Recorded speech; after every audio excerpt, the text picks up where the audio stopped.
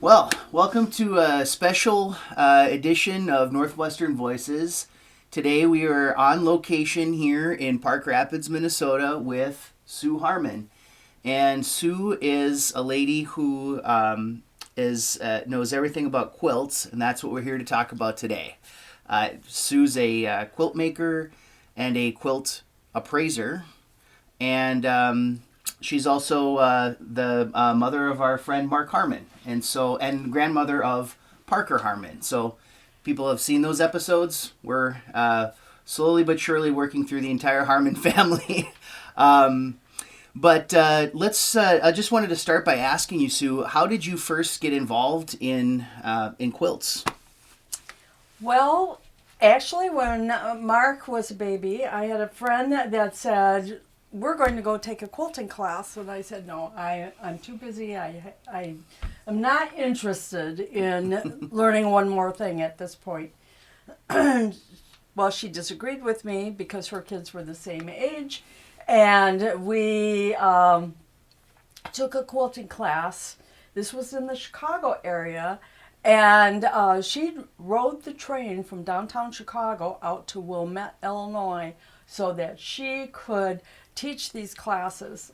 It was a horrible class, which just made us want more. Mm-hmm. So we took another class and another class. And then we moved to a very small rural community in western Illinois, northwest Illinois, and I had friends that kept saying, "You need to be teaching us. You need to open a shop." So I did. I opened a shop, and then I had people coming in and saying, "How much is our quilt worth? Tell me about my quilt." So then I took a class through American Quilter Society in Paducah, Kentucky? Kentucky, yes. Mm-hmm. And then I decided not to take that any further, but I was still telling people what they had and what it was worth. And we moved again and had a friend that said, "You know more than you think you do, Sue. You need to be taking this class and getting certified with us." That was 1997, and I have been certified through American Quilter Society ever since, and we have to recertify every 3 years. So I keep up on what values are and keep learning more and more about quilts and history of quilts and appraising. And what was the name of the organization? American Quilter Society. And where are they? They're located in Paducah, Kentucky. Okay. How long has that organization been around?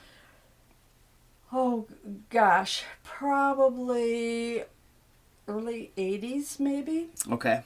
Yeah. 1980s. Sure. Did you have any sort of a career or anything like that before you got into quilting, or? Well, I have a elementary ed degree and taught because we moved around. Tom was in seminary, so we were in. I was in Illinois for 1 year, taught 3rd grade. Moved to New Jersey and taught 4th grade. Moved to Texas and taught 5th grade. Wow. And was an assistant children's librarian in between all of that. And then we started raising children, and I found that being a bank teller was a job I could always have no matter where we moved. Sure. But with teaching quilting in the meantime. Yeah. I had the shop in this little town for 5 years. And thus I have a lot of fabric over here that is from that era. And occasionally I get to use it. Sure. So would you say that your passion is more for making the quilts or for assessing the quilts and just enjoying the quilts? Oh gosh, that's really hard between the two, because if I've not come out here to the studio to quilt for a few days, Tom will just send me out and say, "You need to be out there." Yeah. What is it about that process that you find so enjoyable? The creativity, being able to accomplish something. I sometimes will just create my own patterns. Sometimes I will use patterns depending on how exhausted I am. If Okay. I'm really tired, I'll follow a pattern, but then that doesn't always work either. I create a lot of banners for our church, the Hubbard Methodist Church, and if you were ever to attend church there, you would see some of the banners hanging. Okay. When you come up with an original quilt, what's your process there in terms of planning or designing that quilt? Well, I have a roll of freezer paper that I will tape together and lay out. So my banners are generally about the size of this table. Mm-hmm. And I will start drawing and creating. And once I have drawn it, then I have a pattern. With freezer paper, because it is waxy on one side, you can cut it out and iron it on the fabric, and it creates a pattern for you. Oh, that's kind of a nifty little tip there, probably, It that is. they didn't have when they first started making quilts, right? No. So- They used whatever they could find, newspapers or later cereal boxes for Yeah. patterns. Interesting. So, what makes something a quilt versus just say a blanket or some other kind of covering? Interesting that you asked that, because my brother-in-law just asked me that last week. Yeah. A quilt is layered, so it has a top. It may be pieced. It may be appliqued, which I'll show you applique later. Mm-hmm. Maybe, yes. And then it has batting or something in between, and then it has a backing. Now, it isn't always batting. This is cotton batting. And if we were to hold it up to the light and look through it, you'd be able to see some debris in the between. And that's from the cotton. It's not the cotton seeds, but it is debris from carding the cotton. Sometimes there's wool. Sometimes there's a flannel sheet, a blanket, occasionally newspaper. Mm-hmm. So the batting is what provides the insulation. Is that the? Well, it does give it more warmth, but it also gives it some poofiness to it. As Okay. you can see, there's a dimension to the quilt Right. because of that batting. So yes, it serves as warmth. It serves as holding the three layers together. And it adds to the beauty. You'll see some of these quilts where there is just intense quilting, and that just enhances the quilt. Okay, so this is this quilt before us here. I think you told me before that this is quite an antique, and so I don't know if you want to talk a little bit about how you approach a quilt, and then maybe get into a little bit about how you determine its value. Yes. This quilt was brought to me as part of an estate. It is actually penciled in the corner, 1852. And I believe in that corner on the back, it says, This quilt belonged to Westley Deffenbaugh. Deffenbaugh of Hubbard, and was made in 1852. I read that upside down, but 1852 in Hubbard. That's an interesting time period. It's also an interesting label because it's scotch taped to it, and that is something I would never do, but I'm not taking it off. Mm-hmm. And so that is something that was already on the quilt when you received it? When I received it, Okay. yes. Where did you get this quilt? I purchased it from the estate that was being sold out. Okay. And if I had any question, I would use this book, which is Dating Fabrics. this is from 1880 to 1960, and then I have another one that is newer. But as I open it up and I look at the fabrics from 1830 to 1860, you can see a very similar fabric to this yellow. And you can see, let me get to the reds, similar reds. And then the greens.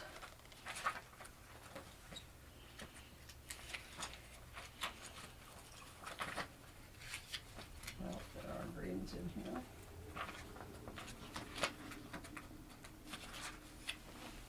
And then the greens with the yellows. So when I look at this book and I can look at a different time period, you can just sort of transpose yourself from these pictures to the fabric and say, yeah, that has the same feel, same colorway, same intensity. Now, interesting with this quilt is that the border is not the same as the pattern itself. Oh yeah, I see that. There's like a different kind of red and then sort of an orangish. Yes, yes. But I feel that this was done at the same time. So it was just that they ran out of fabric for the border. Oh. Okay. This has been quilted. It has a star in the center, concentric circles, and then what we might call a pumpkin seed. In each of the corners, it's just like it's not teardrop, but it's pointed at both ends like a football. And then it's quilted a 1/4 of an inch, very small 1/4 of an inch inside the square. And then it's also quilted inside the triangles. And that is what holds the quilt together. Out here on the border, we've got a double chain, and we have a double wave, and some more pumpkin seeds or leaves. So it's a very exciting quilt for me because I only have one other quilt that is older, and it is a quilt top from 1840s. And so you feel this is a complete original intact quilt. Yes. And not a whole lot of restoration work has been done on it. There is no restoration work. There is no wearing of binding. In fact, I doubt if it has ever been washed. So what do you know about the history of this quilt other than the fact, that where you purchased it at an estate sale? I talked to Gail Manlove, who grew up in, was from Hubbard. And she remembers the house. She remembers that there was a fire. I was able to get an article that I have that gives the history of the house and the family.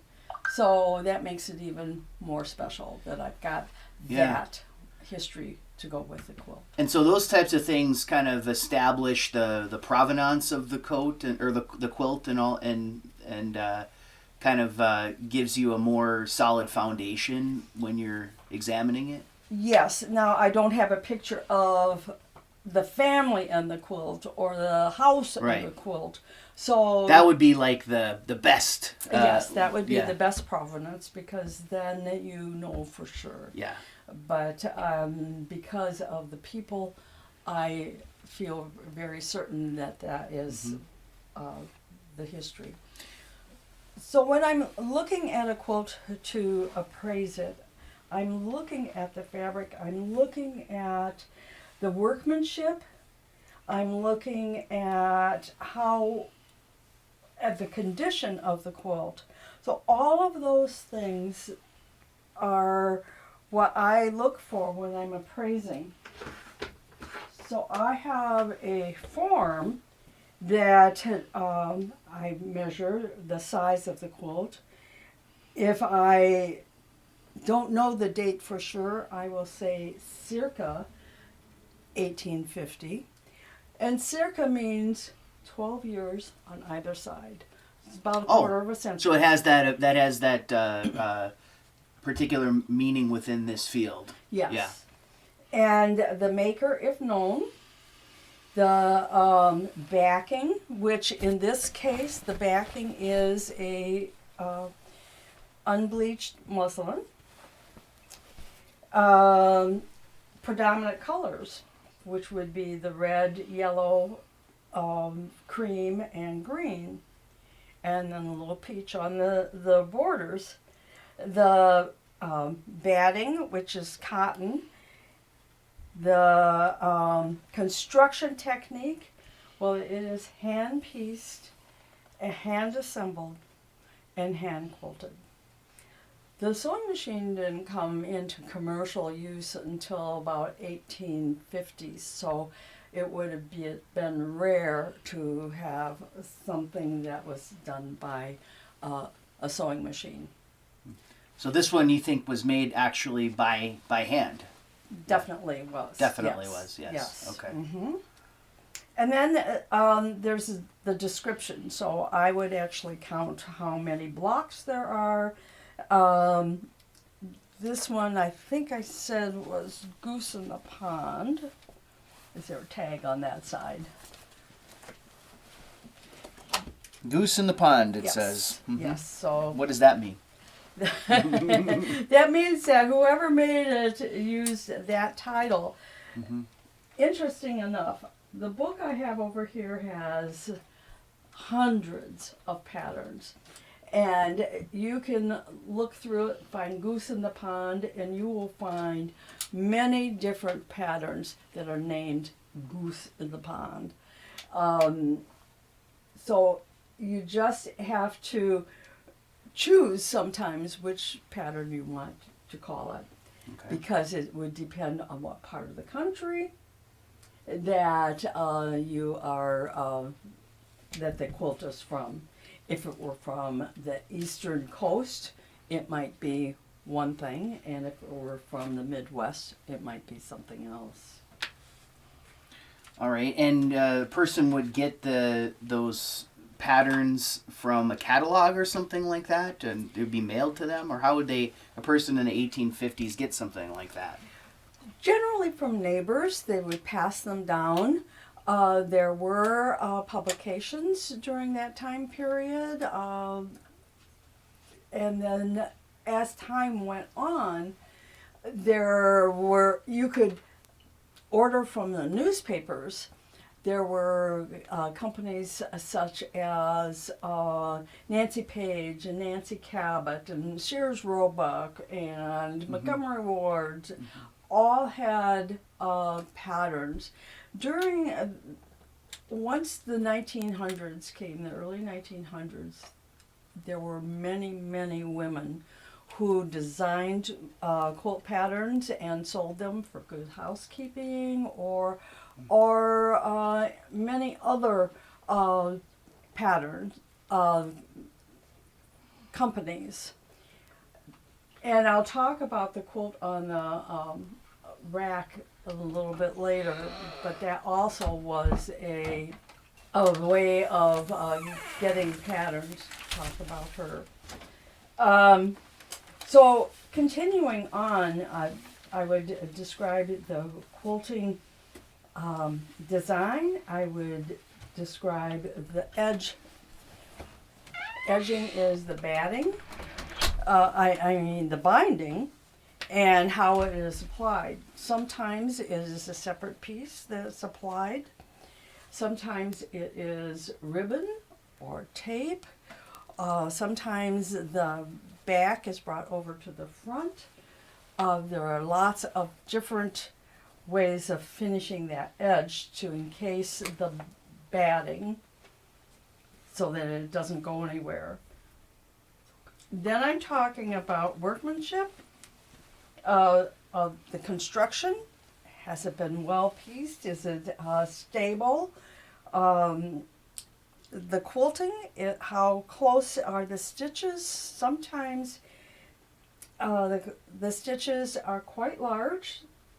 We sometimes call them toenail catchers. And sometimes they are so tiny you can barely count them. Stitches that are between 10 and 12 inches per inch are called expert. Okay. And this is pretty close to that. Wow. If there's any provenance, like we talked about before, and then any notations, if I need to say there's a label on the back, or in this case, it is written in pencil in a corner, the date. I would also maybe include how I acquired the quilt. Those are the kinds of things I would put in notation. Now, if it's a new quilt, I am going to state who the designer was, who the machine quilter was, because most often a long arm quilter did the quilting. If there's anything else, for instance, a new quilt might be made for a granddaughter's wedding, or a retirement, or many other things, and so I would try to document that as well. And then down at the bottom, how do I, what are my resources for coming up with a value? So current market condition, well, resources, usually I use reputable quilt antique dealers. I meet them at quilt shows. I look at what they have online. I call them if I need to get my information. Current market condition right now is soft, and it has been since before COVID. Meaning the values are down, or the yes. Okay. Mm-hmm. Meaning the values are down because people aren't buying quilts, and so it's a soft market. The market approach would be: is this to be? Did I determine this value because it's going to be sold? Or did I determine the value because they're looking for insurance replacement value? Generally, people are looking for insurance replacement value. And the insurance companies aren't going to want something that's way out there. They want something that's reasonable. So they like to have a certified quilt appraiser doing the appraising. Oh, that's interesting. So if the approach to the market is for insurance purposes, the valuation may be a bit more conservative than it would be if you thought that the quilt was going directly to market. No, generally for antique quilts, the market value and the replacement value would be the same. But for a new quilt, you can't possibly get the quilt's value to replace it. In other words, if I were doing it for quilt replacement, I would include all the time and all the fabric. And right now, fabric is about, you have to buy fabric at like $14 a yard. Oh. And that's a high price. I take it, right? That's average. Oh, that's average. Okay. That's average. If you were buying hand-dyed fabric, if you were buying batiks, which is a special dye, that's more. Okay. So average fabric is $14 a yard. And so if your insurance company says, well, you don't have an appraisal on this quilt, and it's only worth $13. Oh, Well, so that that's why you doesn't got to even- have the appraisal. Yeah. Yes, yes. And so my insurance agent is getting after me. Yeah. Let's get these quilts appraised. Sure. But I can't appraise my own quilts. Okay. Yeah. So that Be that's like a doctor challenge. performing surgery on his own body, right? Yeah, right.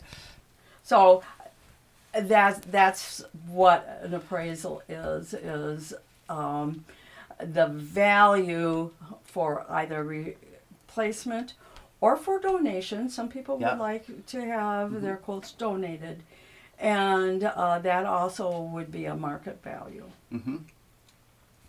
Okay. And then at the end, after I have, what I do is take notes, take pictures, and send the client on their way. And within 2 weeks, I complete the appraisal form. I've done some research, I embed the pictures, and I put an appraised value. I have a seal that is my certification seal from American Quilter Society, and it makes it a legal document, and send it on its way. Okay. So when it comes to the condition, you know, like I'm just thinking like, okay, what collectible do I have a little bit of knowledge on? Say like baseball cards, right? Where they have a sort of like a standard, you know, good, very good, mint, and then like gem mint, you know, type of system for calling the different levels of condition. Is there something like that for quilting? Yes, so condition and quilting in this category here, that's exactly what I do. Excellent, very good, good, fair, poor. Okay, so excellent is the top. Yes. Okay, so how frequently do you come across a quilt from that's over 100 years old that's in excellent condition? Well, quite often, actually. Okay. Okay, so it's not ultra exclusive categorization then, right? Right, but if it's frayed on the edges or if it's soiled in the middle, you do have to look at condition. Yeah. So that does bring down the value. Sure. Definitely. Sure. Yeah. And if it was used. And I also might add, I have clients that are concerned about, if I travel to you to have this quilt appraised for $60 per written appraisal, what if it's not worth anything? And I explain that I don't do an appraisal for anything that is valued under $300. Oh, okay. I can just tell by looking if it's tattered, if it's the dog has been Sure. sleeping on it and tearing up corners, and it's badly stained, or it's been used for underneath the car. Yeah. I will just tell them what they have. For my expertise, though, I do charge $40 an hour per quilt. Pardon me. Okay. So that they're just not getting my free advice. No, right. I've been And doing nor this should a they. long time. You've gone through a lot of experience with this to get to where you are with the appraisal, so it's only fair. So on this one, what would a quilt like this have been used for if it was used at all? Oftentimes the story goes that this was used on when company came. When the preacher came for dinner, it would be put on the bed so that they could see their best work. Oh. But generally not used Right. as a bed covering. Okay. This would be a better quilt. Yeah. For display purposes only Yes, then, right? yes. Okay. And I have some other quilts that I can Yeah, show let's you. take a look at a few more, sure. Oh, and I mean this one here, I don't know if we can talk about this, but like a quilt from 1852 with the good provenance, and it looks like it's in good condition to me. I don't know what you would you're not appraising your own quilts, but what would be the value of something like this? Well, insurance replacement value, I would probably put in a range for this purpose of probably between 900 and maybe 1300. Okay. Yeah. That's a range. I would have to do some research to see what is out there on the market. Sure. But it is not a quilt you want to put underneath your car when you're changing the oil. No. Have you ever seen the show Antiques Roadshow? Oh, yes. Has anybody ever approached you about appraising quilts for that? Because you sound like you'd be very good at that. I do have some colleagues that do Okay. Antique Roadshow. They Uh-huh. live in the East and they Yeah. are more accessible to the Yeah. Antique Roadshow than I am. Yeah. Yes. Before we get to the next one too, I wanted to ask you. So, like I'll again use the reference of baseball cards, right? There's the most expensive baseball card is a Honus Wagner card from like the 1800s. It's like a tobacco card, and it's worth untold millions of dollars, right? So, is there a piece like that in the world of quilting that everybody knows about that is like the crown jewel of a quilter's collection if it could be obtained? There are museums in the East, and they have some very high-end quilts. Mm-hmm. As far as being specific as to who or when, I don't have that knowledge because I've never been to those museums. Right. There is a museum in Lincoln that is a national museum. There's one in Paducah.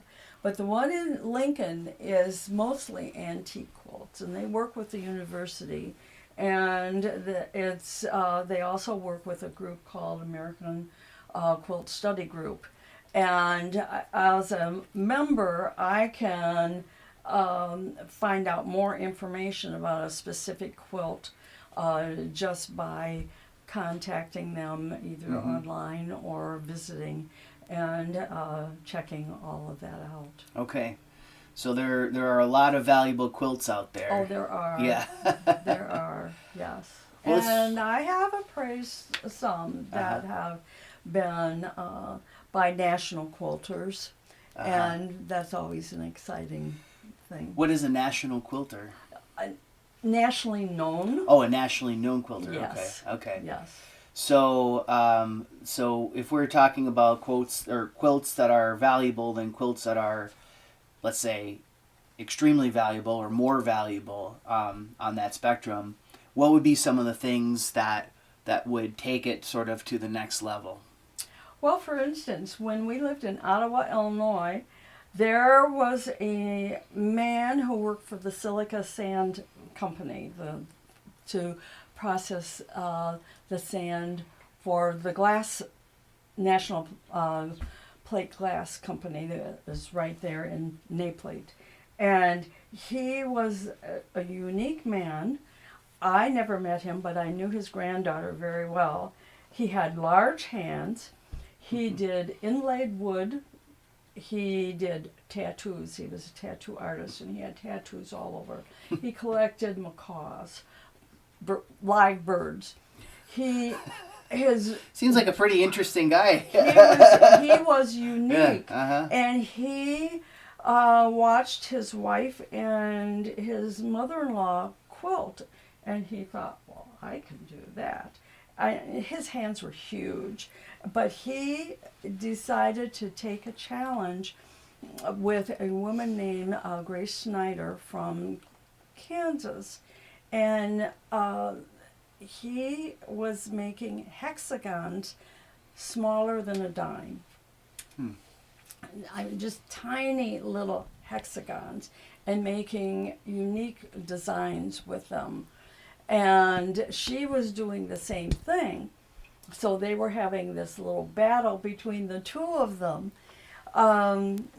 His family, his name was Albert Small, and his family decided that they wanted his quilts preserved in a museum. They were in the State Illinois Museum, and I am not exactly sure where the quilts are now because the museum decided they didn't want those quilts anymore. But they are unique, and they just are something to behold when you see Right. them. Okay. All right. Well, let's take a look at another quilt then. Yeah. We'll just layer these. Okay. I purchased this quilt, and it does have some condition issues with it, with the back wearing, and there are places where there's some nylon tulle on the back to keep that from getting caught on anything. Mm-hmm. They put nylon tulle, or and this is how I purchased it with this on here.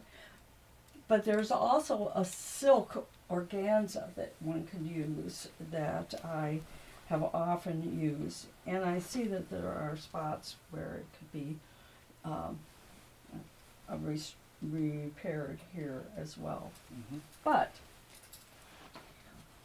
when I turn this over, you're going to say, wow.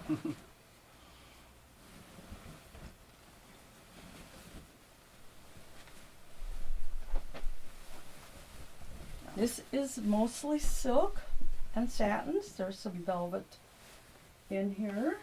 It is called a pineapple log cabin.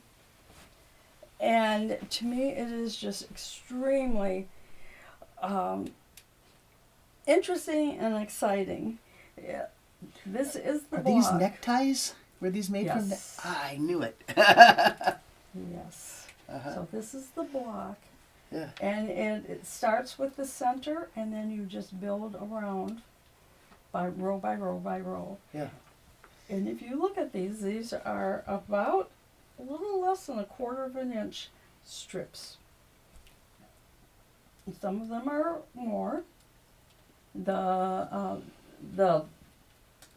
colors are probably 1/4 of an inch, but these black ones sometimes look much smaller than that. It's just a very striking quilt. Yeah. And I date this to about 1900. 1900. Mm-hmm. That is amazing.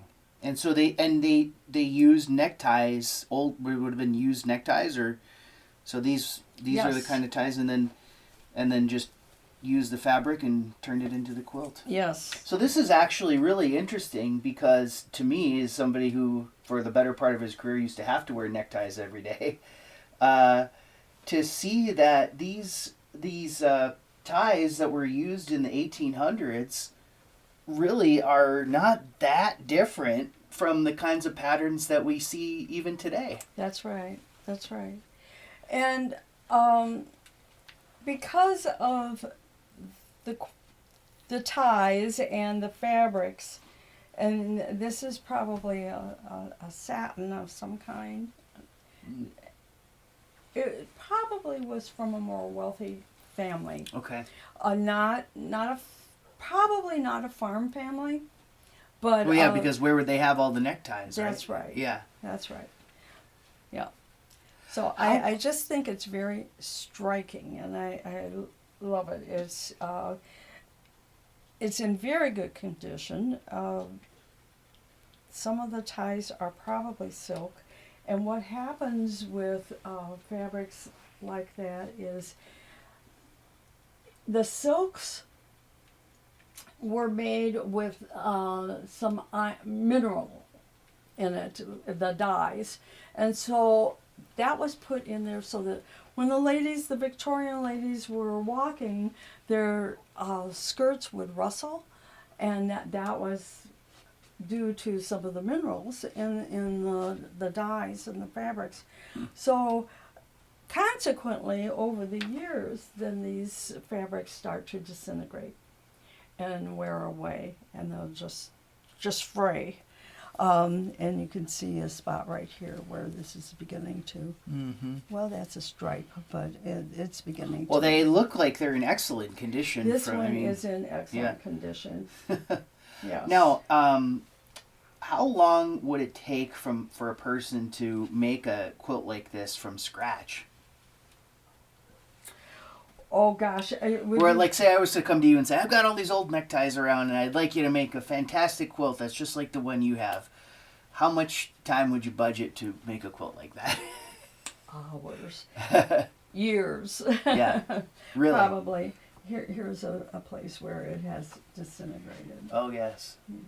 Now, these were done on what we call foundation, and so this hexagon would have been maybe well, you can see there's blue behind that, Mhm. so it was just a scrap of fabric, and they started with the circle or hexagon in the center, and then they would sew these down by hand, turn them over, and complete that round, and then do the next round. And it was all done by hand. So this hexagon started out this way, and then they would do another hexagon, and then they would put them all together. So this would take a long time. And you'd have to think about in 1880 to 1900s, we didn't have all of the electrical conveniences at that point. Right. Depending on where you lived. If you lived in the city, you probably had electricity. But Was a sewing machine used to create this quilt? no, this one was done all by hand. Wow. This is just an amazing one. So. And the centers are velvet, and then the back is this just very interesting print, but it's rayon. And I was going to see if I could tell. It feels like it has a cotton batting in it. Yeah. So once the top was done, then it was layered, and it was tied. It was not quilted, but it has ties. You know, and I'm just imagining this, you know, as you walk into a bedroom of that era, and how much this would have just jumped out at you. It would have been such a striking feature of that room. It would have been, and would it have been on a bed only if they were having company, probably. Right, yes. This is not something that you would just have on there every day. That's right. Would they ever display quilts on the wall or hang them like tapestries almost like? Sometimes they did that. Sometimes they would put them over a piano. Oh. Maybe over the back of a settee. Mm-hmm. Depending on their situation and where they lived. Okay. Yeah. Well, do you have another one? I do.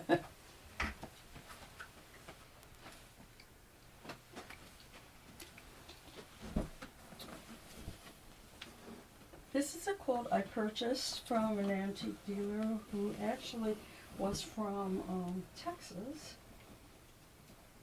And at one time, it was the only quilt I had that was dated.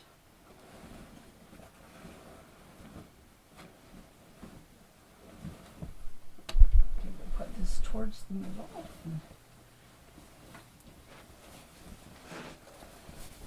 Okay.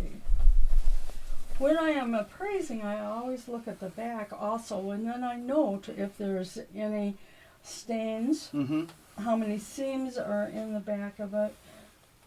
Sometimes it's an indication from seam to seam as to how wide fabric is, it's a slight indication of age, because sometimes the fabric was only 24 inches wide. This quilt is a Carolina lily, and it actually has a date on it right here. It was made by M.A.D. Now, that doesn't tell us much, but it was made in 1862. Wow. And that to me is just exciting. Yeah. It was around the Civil War era. Sure. It was made with red and green, very distinctive of that era. What is interesting is there's this little teeny tiny piping on each of the seams.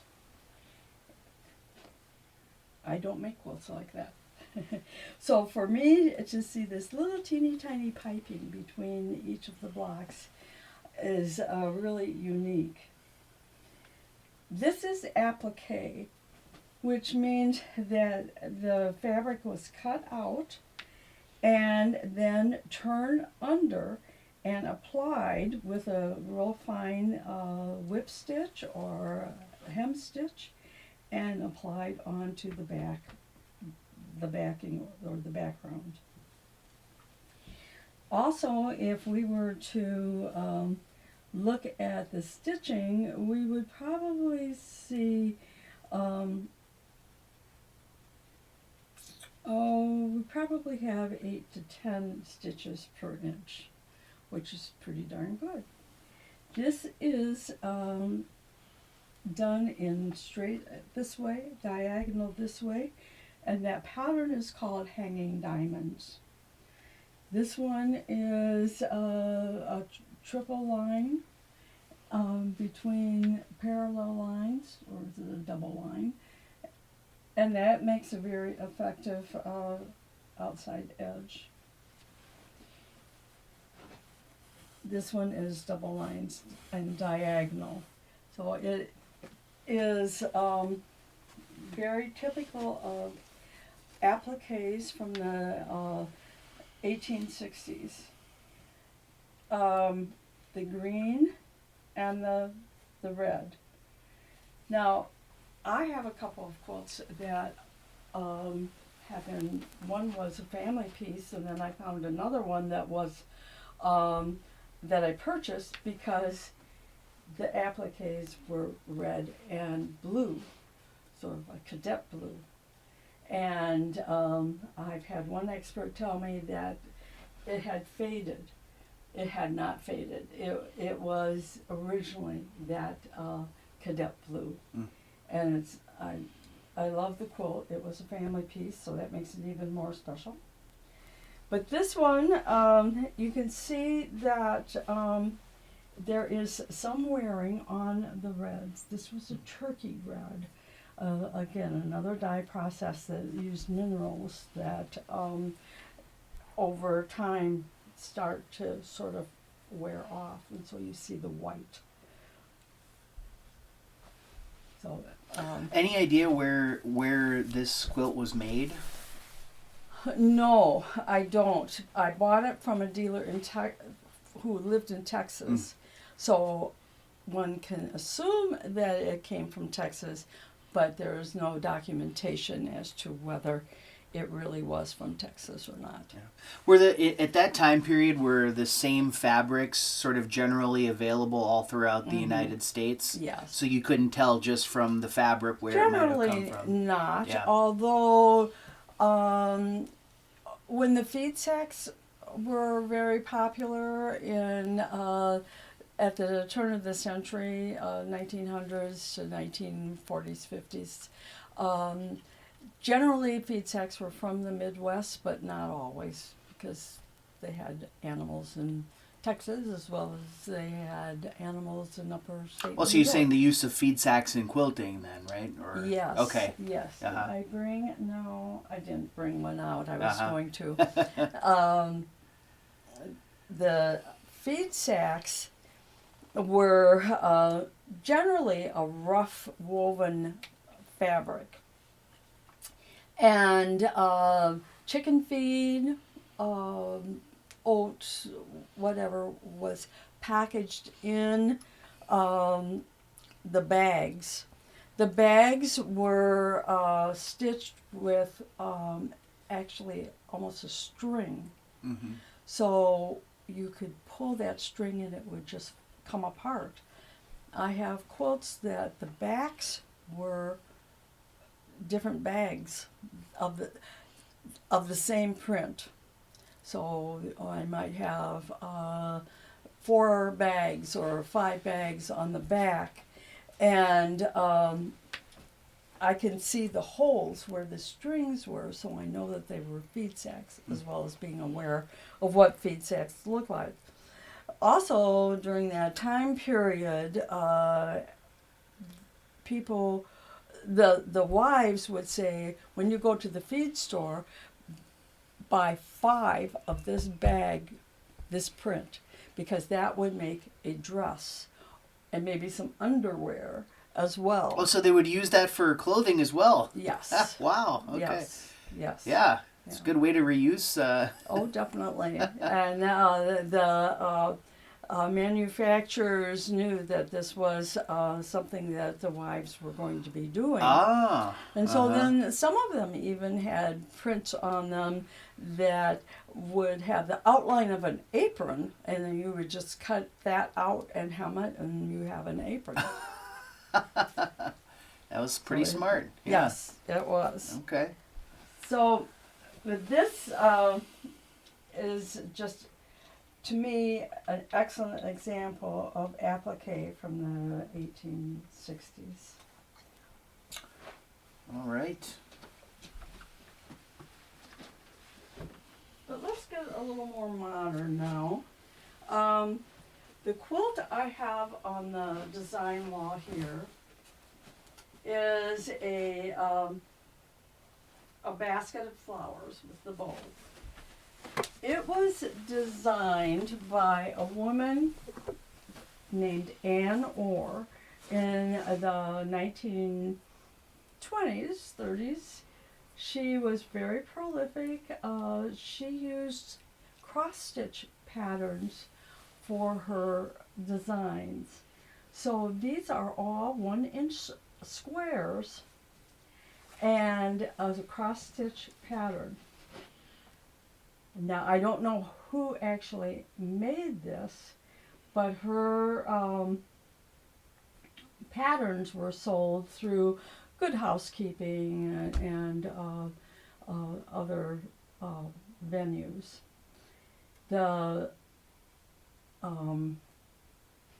I have a couple of others that are designed by her as well. One is wreaths. But this one was probably a kit. You can see the feather around in quilting around the basket, sort of making it a medallion style. And then the design at the top was considered to be a pillow tuck. So it would lay across the pillows and then be tucked under so that it would emphasize that piece of it. What is it showing? Is it a bouquet of flowers or what? Bouquet of flowers, And yes. then what's above it there? Like the blue, the two thing, or the something seems to kind of rise out of the bouquet. Yes. This is the handle. Okay. And a bow. Oh, a bow. Okay. Yes. All right. Mm-hmm. Yeah. Ah. And then, of course, the flower with the ribbon for the pillow tuck. Yeah. The quilting is hand quilted. Is just a beautiful quilt. Hmm. Yes, it is. One of my favorites.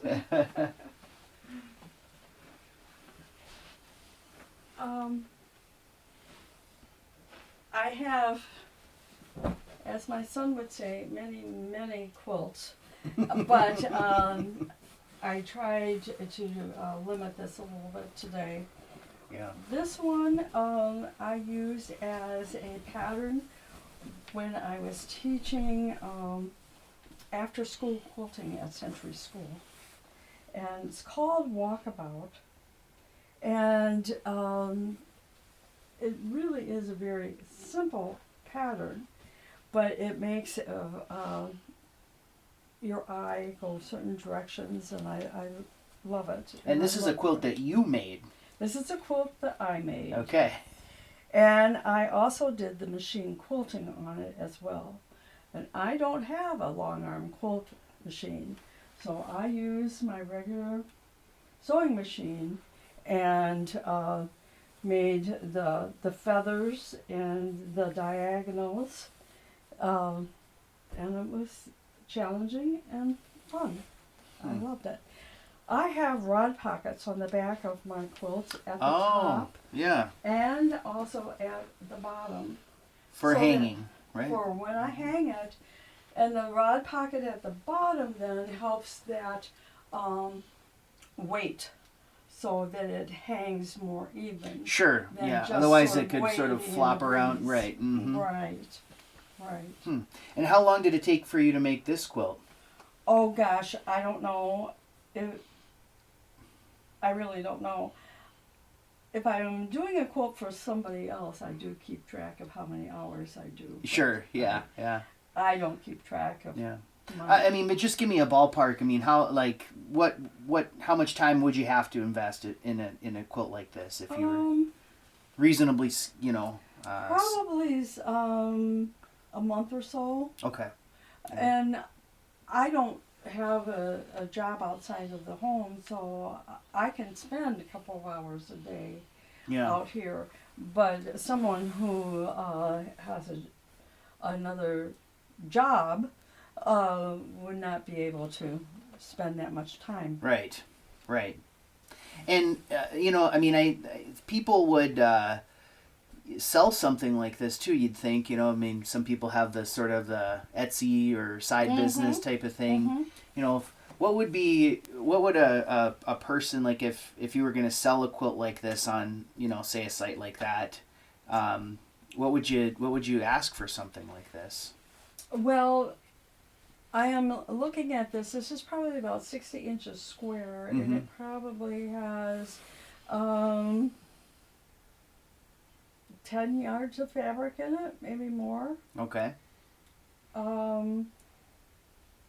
Let's go to 15 yards of fabric, and you're looking at $14 a yard. Some sites would probably only sell this for a couple $100. But, okay. Yeah. If I were putting a replacement value on it, I would probably put anywhere from $800 to $1,200. Yeah. $100 to $1,200. So I mean, because it seems to me that with that level of time investment, because maybe there's somebody out there who's looking at this and thinking, hey, that might be a nice little sort of a side gig for me or something if I was interested in quilting. You'd almost have to get something like that back for it in order to have to invest the time. And are people willing to spend the money on that right now? No, not really. Right. So that's why the market is soft. I see. Okay. Yeah. Well, I have one last quilt to show you. And this one hangs actually in my hallway. When I hang quilts, I try to have them in a place where the sun isn't shining directly on them. That's the sun is the enemy of quilts, right? Oh, it really is. And so I have a hallway that doesn't have direct sunlight. And by the way, I have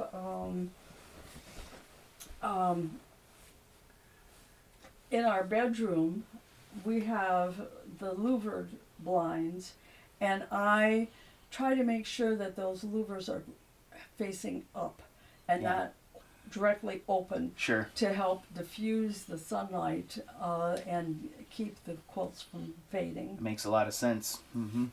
Now, when I make my quilts, I usually have enough fabric left over that I piece a backing Mm-hmm. rather than just buying enough fabric to just put on the back like this. Mm-hmm. Mm-hmm. So Oh.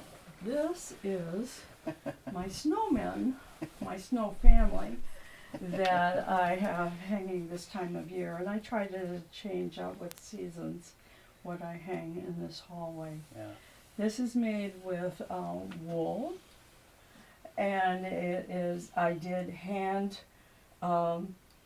applique these with a blanket stitch on these pieces, and then the rest of it is all machine pieced and machine quilted. And it's just beautiful. Yeah. Well, it was fun. Yeah. I needed something fun, and there were a few of us who went on a little retreat, and we each did this project. Now, let's say that like a young person is interested in getting involved in quilting or learning more about how that works. What would you recommend that they do? Well, if they can at all take a class, Mm-hmm. that's the best way to do it. Are there any available in the Park Rapids area? Not currently. I had been teaching through 4-H. Mm-hmm. I had been teaching after school at Century School. I have had some health issues, so I haven't gotten back to any of that. But something that is pretty simple, like just squares put together. I do have a quilt that is going to be done by my grandson. He is 10 Mm-hmm. in 5th grade, and he wants to make his own quilt. He decided that Dr. Seuss is no longer appropriate, Okay. and he needs to make a quilt. So I have his fabrics. He has gone through my scraps, and we are about to make a quilt. And he did with his design input then, or? Well, actually, let me.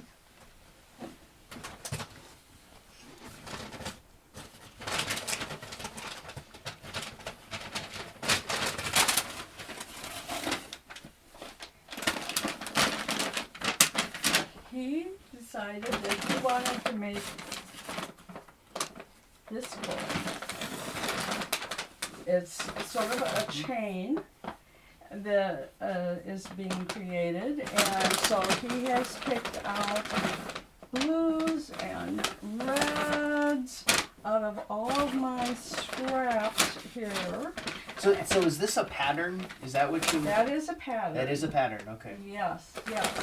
So he is going to be putting this together. Let me see. I had a sample. I'm not seeing that at the moment, but Okay.